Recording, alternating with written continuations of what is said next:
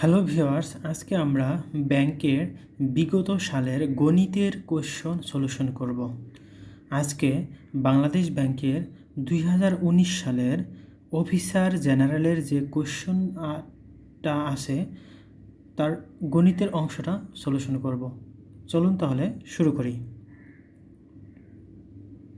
আজকের প্রথম অঙ্কটা হচ্ছে, আপনারা দেখতে পাচ্ছেন 1 নম্বর গণিতটা, যে if x is an integer and y is equal to twice x minus 8, what is the least value of x for which y is less than 9? এখানে বলছে যে x একটা কি, x হচ্ছে ইন্টিজার। আপনারা অঙ্ক করার সময় সেই শর্তগুলো দেখবেন কোনটা কি শর্ত দেওয়া আছে, তাহলে অঙ্ক করতে অনেক সহজ হবে। আবার y এর মান দেওয়া আছে যে y equal to minus toys x minus 8। এখন বলছে যে লিস্ট ভ্যালুটা কত হবে, যার জন্য কী হবে y ইজ লেস দ্যান 9, মানে y কী হবে 9-এর থেকে ছোট হবে। তাহলে এটা আমরা সলিউশনটা করে ফেলি। তো সলিউশন কী বলছে যে y ইজ লেস দ্যান কত 9। তাহলে এখানে আমরা বা লিখতে পারি, কি লিখতে পারি যে যেহেতু y এর মান কত দেওয়া আছে minus toys x minus 8 is less than 9, বা এই মাইনাস 8টাকে আমরা ওই পাশে নিয়ে যাই, minus toys x x less than, তাহলে ওটা কত হবে 8 আর 9 17। এখন আমরা কি জানি যে এখানে মাইনাস এক্সটা রেখে দিলাম, 2 দ্বারা ভাগ করে দিলাম। হ্যাঁ, এখন যদি আমরা -1 দ্বারা উভয় পক্ষে গুণ করে দেই, সেক্ষেত্রে আমরা কি জানি যে চিহ্ন কী হয়ে যাবে, তখন এটা হয়ে যাবে, হ্যাঁ, যে এটাকে ভাগ করলে 8.5 হয়, -8.5। এখানে আপনারা খেয়াল করবেন যে এই অসমতার ক্ষেত্রে গ্রেটার দেন অর ইকুয়াল বা ছোট বড় ক্ষেত্রে যখন মাইনাস দ্বারা উভয় পক্ষে গুণ করবেন তখন চিহ্ন কী হবে, অবশ্যই উল্টে যাবে। এই বিষয়টা এখানে মূলত খুবই গুরুত্বপূর্ণ। এই অঙ্কটার এখানে হচ্ছে সবাই ভুল করে যে -1 দ্বারা উভয় পক্ষে গুণ করলে অসমতার চিহ্ন পাল্টে যায়। তাহলে এখানে কি আমরা কি পেলাম, এক্সের ভ্যালু হচ্ছে কি -8.5, এর চেয়ে বড় হতে হবে। এখন এক্স এখানে কি একটা ইন্টিজার ভ্যালু, তাহলে এক্সের -8.5-এর চেয়ে যে বড় সংখ্যাটা সেটা কত হতে পারে, তাহলে -8। আপনার সংখ্যা রেখায় দেখেন যে আমরা জানি যে সংখ্যা রেখায় এটা 0 যদি হয়, এদিকে কি পজিটিভ, এদিকে হচ্ছে নেগেটিভ। তো এটা যদি -1 হয় আর এখানে যদি আমরা -8 ধরি, বা এটা -10 দেয়, মাঝখানে অনেকগুলো আছে, আরও 1 ধরেন আর ধরেন এখানে 9।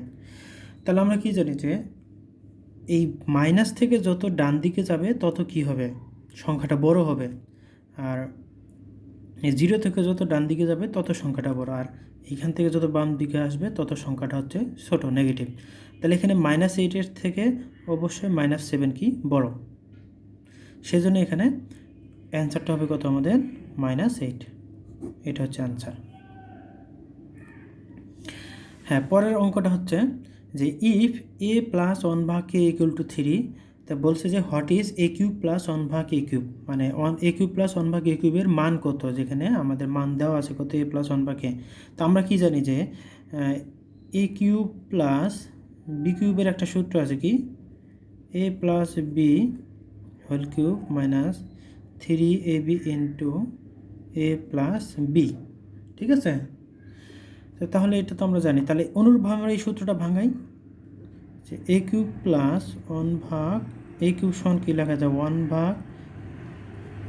Whole cube minus 3 into a into 1/k into ওই a প্লাস 1/a।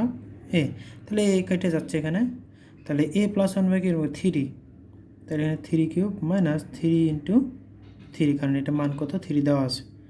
27 থেকে 9 গেলে কত থাকে 18, তাহলে এখানে অ্যান্সার কত হচ্ছে আমাদের, এই যে 18 হচ্ছে এখানে অ্যান্সার। তো এই সূত্রটা তো আমরা সহজে মনে রাখছে, সবারই আশা করি পারবে এটা।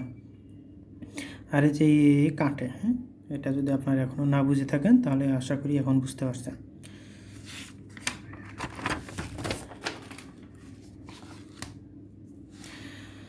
জি, পরের 3 নম্বর অঙ্কটা হচ্ছে যে দেওয়া আছে if sec theta plus tan theta equal to x, তাহলে বলছে যে ট্যান থিটার মান কত।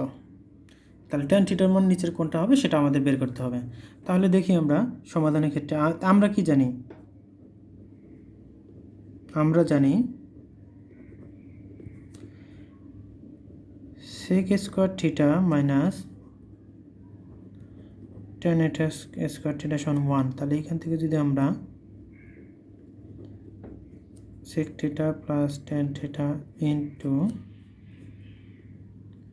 sec theta minus tan theta equal two 1, তাহলে যে এটা মান দেওয়া আছে কত, এই যে এখানে দেওয়া আছে x, তাহলে sec theta minus tan theta equal two 1 ভাগ x, এটাকে নিচে x এর মান বসাতে 1 ভাগ x হয়ে যায়। তাহলে মাইনাস পেলাম। আবার আমাদের প্রশ্নে দেওয়া ছিল কি sec theta plus tan theta equal two x। তাহলে দেখেন যে এইখানে যা আছে এই দুইটা সমীকরণ থেকে আমরা কি যে এটাকে যদি 1 নম্বর দেই আর এটাকে যদি 2 নম্বর দেই, তাহলে 1 থেকে 2 যদি বিয়োগ করে দেই আমরা, তাহলে দেখেন আমরা কি পাই। তো এটাতে সেক্টরটা কাটা, তাহলে এখান থেকে আসবে মূলত 2 tan থিটা ইকুয়াল টু, এটা আপনারা 1 থেকে 2 বিয়োগ করে পাই, যে 1 নম্বর থেকে 2 নম্বর বিয়োগ করলে আপনারা দেখেন বাম পক্ষে সেক্টরটা কেটে যাবে আর ডান পক্ষে থাকবে x মাইনাস 1 ভাগ x। তাহলে এখান থেকে আমরা সহজেই x স্কোয়ার মাইনাস 1, তাহলে অতএব tan theta equal two x square minus 1 ভাগ 2x। তাহলে এটা আমাদের হচ্ছে অ্যান্সার। তাহলে অ্যান্সারটা কত হচ্ছে x স্কোয়ার মাইনাস 1, তাহলে যে ডি নম্বরটা অ্যান্সার, হ্যাঁ, x স্কোয়ার মাইনাস 1 ভাগ 2x।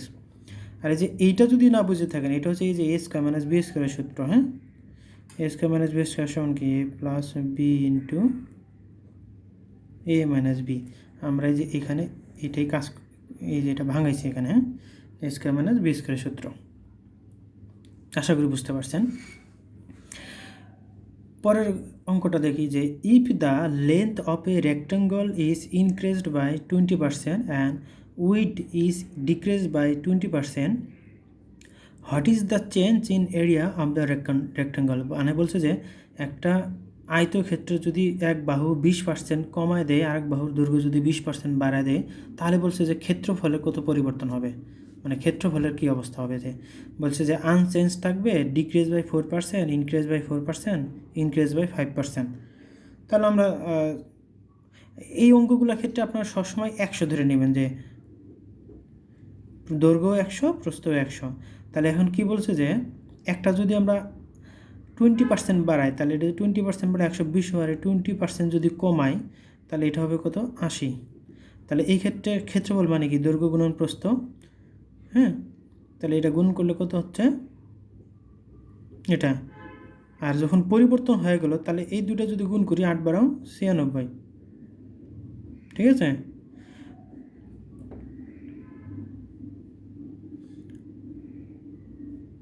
একটা শূন্য কম হবে, 10,000, এটা 9,600। তাহলে দেখেন এখানে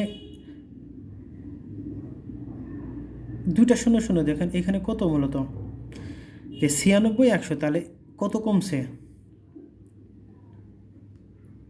4% কমে গেছে। তাহলে আমাদের অ্যান্সার হচ্ছে ডিক্রিজড বাই 4%, কারণ আগে ছিল কত তৈরি 196, 2 যদি বাদ দিয়ে দেন 100 বা 96 ধরেন, তাহলে 4% কী হচ্ছে কমে গেছে, ঠিক আছে। আশা করি অঙ্কটা বুঝতে পারছেন। হ্যাঁ, পরের অঙ্কটা দেখি। The some of first 17 terms of the series 5 9 13 17 ... হ্যাঁ, বলছে এটা একটা ধারা, বলছে যে প্রথম 17টা পদের যোগফল কত হবে এই ধারায়। তাহলে আমরা যদি এটা মূলত একটা সমান্তর ধারা ক্ষেত্রে আমরা কি জানি যে এখানে প্রথম পদ a সমান 5। তাহলে এখন আর একটা জানি যে সাধারণ অন্তর দরকার আমাদের, সাধারণ অন্তর d সমান কত, এই দুটোতে বাদ দেন 9 - 5 = 4। তো আমরা সমান্তর ধারার সমষ্টির সূত্র কি জানি যে সমষ্টি is equal to n/2 twice a plus n - 1 into d। তাহলে দেখেন এই সূত্রতে আমরা জাস্ট মানটা বসাই দেবো, আর এনের ভ্যালু এখানে দেওয়া আছে 17, তাহলে এন সমান এখানে কত 17। তাহলে সবই যে যেহেতু দেওয়া আছে তাহলে মান বসা দেন এস সমান তাহলে কত 17/2, তাহলে 2 ইন্টু এ সমান কত 5 দেওয়া আছে প্লাস, তাহলে এন মাইনাস 1, এন মানে হচ্ছে 17 থেকে 1 গেলে 16, ডি হচ্ছে কত 4। তো এটা ক্যালকুলেশন করে দেখতে পারবেন আপনারা যে মোটামুটি 17/2 আর এখানে 10 যোগ 64 আসে, তো এটা কাটাকাটি করলে আসবে 629, তাহলে আমাদের অ্যান্সার আছে 629। আশা করি এটা কিছুই না, যা সূত্র। আর আপনারা অঙ্ক করার সময় অবশ্যই এইরকম ডিটেলস করে করবেন। একবার যদি আপনারা ডিটেলস করে অঙ্কগুলো করেন তাহলে মানে সারা জীবন কোনো দিনই আর আপনার এই বিষয়টা ভুল হবে না। একবার যদি মাথায় গেঁথে যায় তখন আপনার এই যে এইগুলা কিছুই লেখা লাগবে না পরীক্ষার খাতায়, ডাইরেক্ট এইখানে মাথার ভিতরে এই সূত্রটা থাকবে, ক্যালকুলেশন করে অ্যান্সার বসা দিবেন।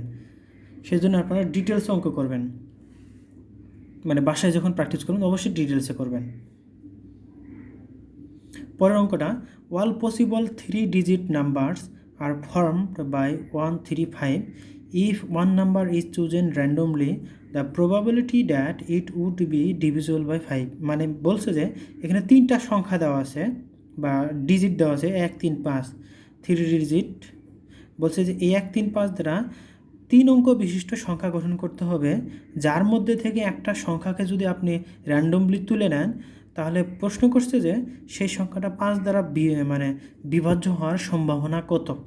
তো আমরা সম্ভাবনার ক্ষেত্রে কি জানি যে সম্ভাব্যতা কি, সম্ভাব্যতা সমান হচ্ছে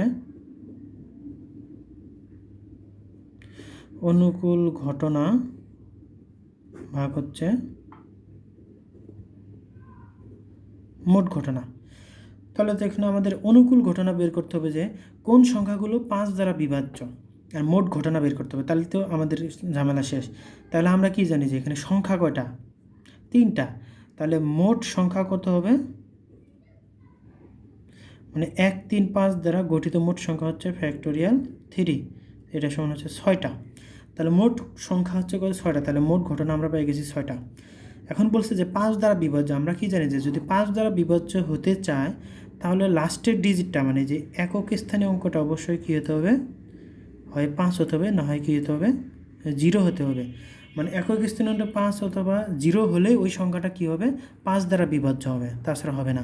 তার মানে কি আমাদের এখানে 1, 3, 5 তার একক স্থানে যেহেতু এখানে 0 নাই তাহলে 5 ফিক্সড, তাহলে এখানে একক স্থানেও এটা হচ্ছে দশক স্থানীয় ঘর, এটা হচ্ছে শতকের ঘর।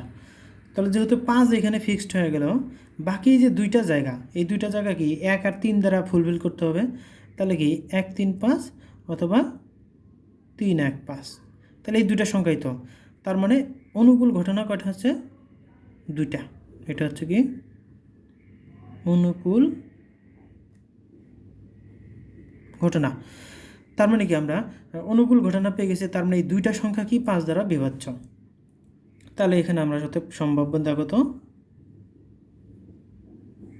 মান বসাই দেন, তাহলেই হয়ে যাবে। তো 2/6 সমান হচ্ছে 1/3, এখন কত আছে এই যে 1/3 হচ্ছে অ্যান্সার।